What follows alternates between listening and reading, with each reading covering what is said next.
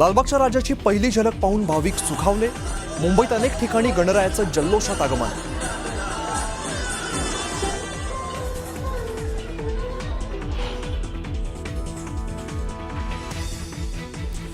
लाडकी बहीण योजनेत तब्बल 26,34,000 बोगस लाभार्थी। तर बोगस लाभार्थ्यांच्या प्रश्नावर अजितदादांचा खोचक सवाल। मग योजना बंद करू का, दादांचं वक्तव्य।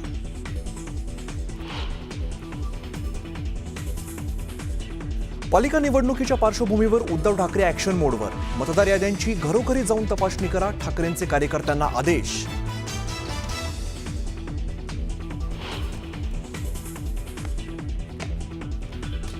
जनतेनं का नाकारल्याचा अभ्यास करा, मतचोरीच्या विरोधकांच्या आरोपांवर मुख्यमंत्री फडणवीसांचं उत्तर।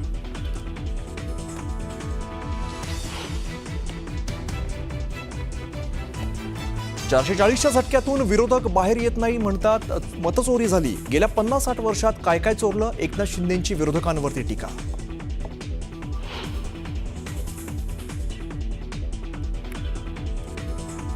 आरक्षणाच्या मागणीकडे सरकारने लक्ष न दिल्याने चलो मुंबईचा मनोज जरांगेंचा नारा। मुंबईत शांततेनं आंदोलन करायचं, बीडमधील इशारा बैठकीतून जरांगेंचं आवाहन।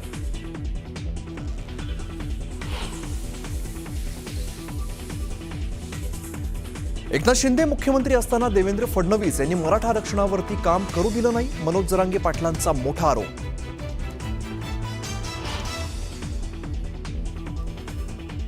आमच्या सरकारने मराठा समाजाला आरक्षण दिलं तरी लोकशाही मार्गाने कुणी आंदोलन करत असेल तर त्याची भूमिका समजून घेऊ, जरांगेंच्या आंदोलनावरती मुख्यमंत्र्यांची प्रतिक्रिया।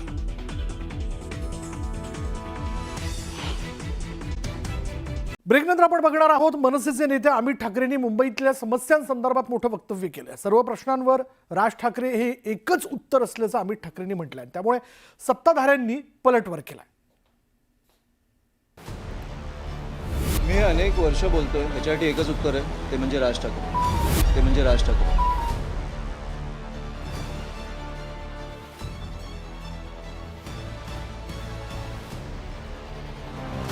एकच उत्तर, राज ठाकरे, असं म्हणत अमित ठाकरेंनी मुंबईकरांसमोर पुन्हा एकदा राज ठाकरेंचा पर्याय असल्याचं स्पष्ट केलं।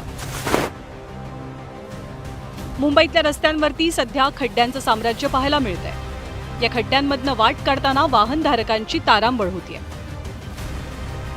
केवळ मुंबईतच नाही तर राज्यभरातल्या रस्त्यांची दुर्दशा झालीय। गणेशोत्सवासाठी मुंबईतनं कोकणाकडे जाणाऱ्या गणेश भक्तांसमोर खराब रस्त्यांचं मोठं विघ्न निर्माण झालंय। परिणामी मुंबईतील रस्त्यांच्या दुरवस्थेबाबत अमित ठाकरेंना प्रश्न विचारला गेला। त्या प्रश्नावर अमित ठाकरेंनीही थेट उत्तर दिलं। मुंबईच्या रस्त्यांना पडलेले आहेत, पालकमंत्री सुद्धा आहेत। मी अनेक वर्ष बोलतोय, ह्याच्यासाठी एकच उत्तर आहे, ते म्हणजे राज ठाकरे। सरकार आले गेले किती वर्ष बघतोय आपण, पहिल्यांदा नाही साचलं पाणी। एकच उत्तर आहे, एकदा संधी द्या, नाशिकमध्ये दिली, तुम्हाला कळलं काय झालं।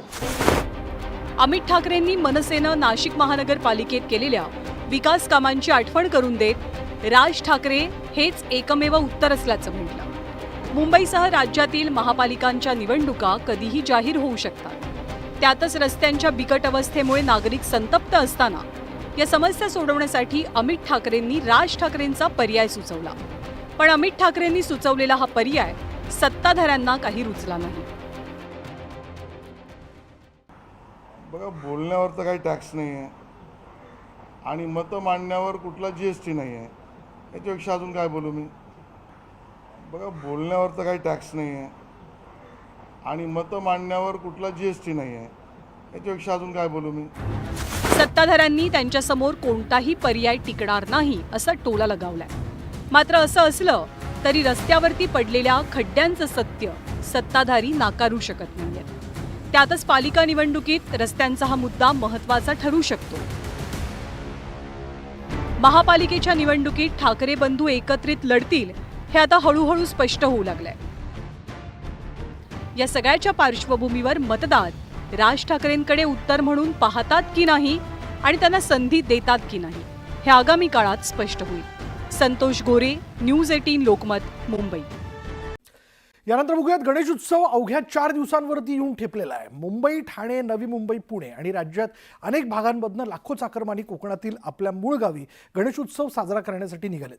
रस्ते मार्गानं कोकण गाठायचं असेल तर मुंबई गोवा महामार्ग हा मुख्य रस्ता आहे, पण गेली 17 वर्ष या महामार्गाचं काम रखडलंय.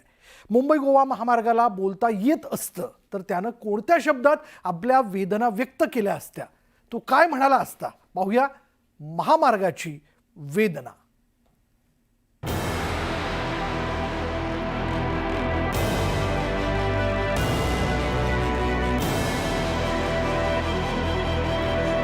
ओळखलत का मला? तुम्ही तरी मला कसं ओळखणार? कारण माझी ही अवस्था तशी झाली आहे. चंद्रात आणि माझ्यात काहीच फरक उरला नाही. कारण चंद्राच्या पृष्ठभागावरही असेच खड्डे आहेत आणि माझीही तीच अवस्था झाली आहे. पण मी माझ्या अवस्थेवर बोलण्याच्या नादात तुम्हाला माझा परिचय करून देण्याचं विसरलो. तर मंडळी, मी आहे मुंबई गोवा हायवे.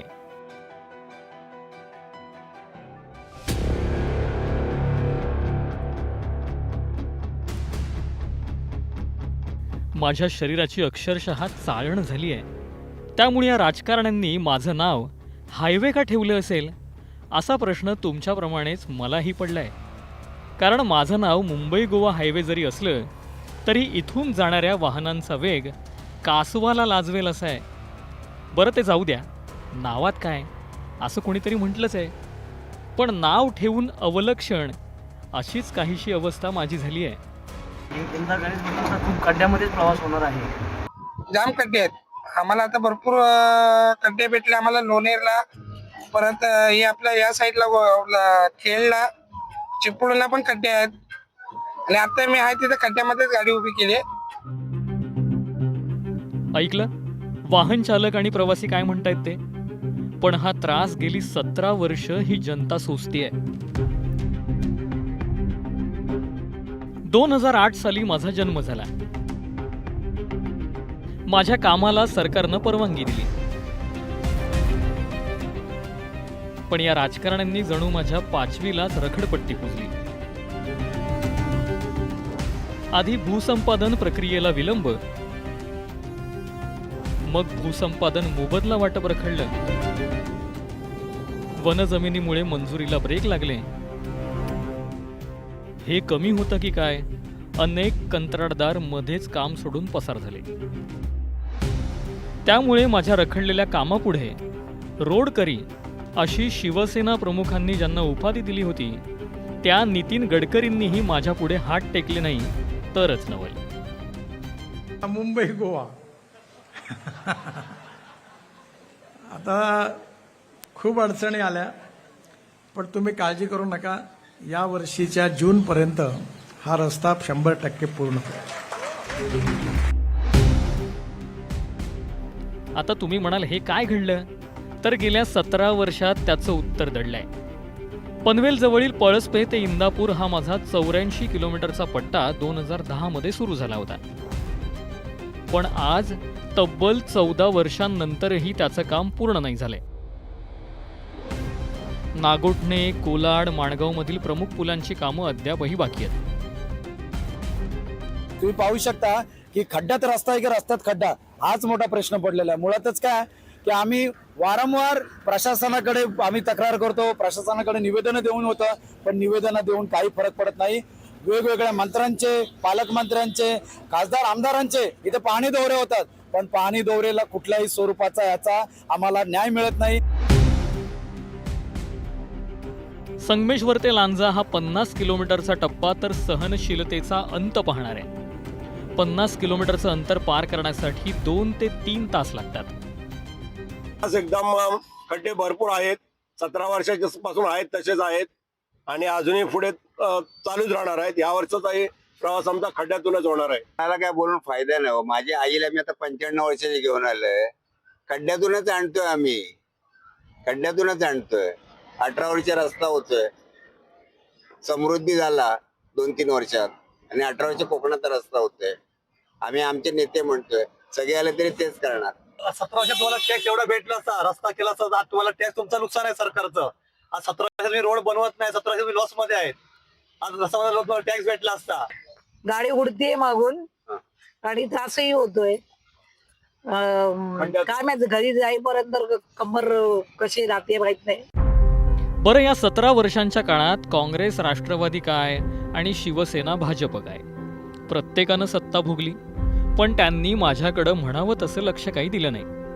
तिकडं माझ्यानंतर समृद्धी महामार्गाची घोषणा झाली आणि तो पूर्णही झाला, पण माझी रखडपट्टी काही दूर झाली नाही. तसं पाहायला गेलं तर महाराष्ट्रातील अनेक बडे नेते कोकणाचं प्रतिनिधित्व करतात. नारायण राणे हे राज्याचे मुख्यमंत्री होते, त्यांनी केंद्रीय मंत्रिपदही सांभाळलंय. सुनील तटकरे यांनीही काँग्रेसच्या सत्तेत मंत्रिपद भोगलं. अनंत गीतेही केंद्रात मंत्री होते. सध्याच्या राज्यातील सरकारमध्येही नितेश राणे, उदय सामंत, योगेश कदम हे मंत्री आहेत. 6,000 कोटीचं बजेट 15,000 कोटींवर पोहोचलं, पण असं असतानाही माझं काम काही पूर्ण होताना दिसत नाही. माझी अश्वत्थामाप्रमाणे अवस्था झाली आहे. गेली 17 वर्ष खड्डे आणि रखडपट्टी भळभळती जखम घेऊन मी जगतोय. Bureau report, news 18 Lokmat.